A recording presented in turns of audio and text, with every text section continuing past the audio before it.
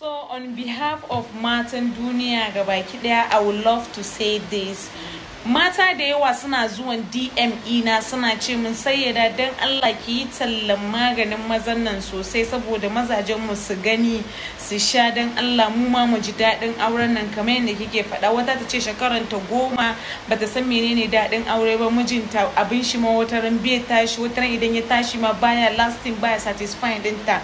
Please maza, on behalf of mata yan uwana, ku taimaka ku zo ku siya manpower domin ku yi satisfying din matayenku na gida. Kun ga mu fa idan muka riga da mun yi aure, duk wata mace na gari idan ta riga da ta yi aure, idan yar halacce wallahi ba ta kule a waje kamar yadda ku idan kuka ga nono mu ya faɗi, gatan mu ya buɗe, kun ji abun ba kamar na da ba, sai ku je kuna biye matan waje kuna jin daɗi. Mu ba mu da kowa wanda ya wuce ku ɗaya ne, so try and satisfy.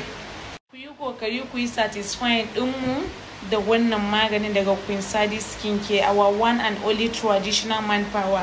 It's very good with zero side effect. Yana da kyau sosai because it's natural herbs. Yana maganin basir, yana maganin sanyi, yana maganin katsala, yana hana saurin kawa idan kai sex ka ji ka gaji, yana hanawa. Yana da kyau sosai. Sannan maza kuna iya ku siya matan ku wannan maganin breast and hips enlargement ne from Queen Sadi Skincare. Yana da kyau sosai, ba ta da wanda ya wuce kai zaka ba ta kuɗi ta zo ta yi gyara a wannan kamfanin ta mu ta Queen Sadi Skincare.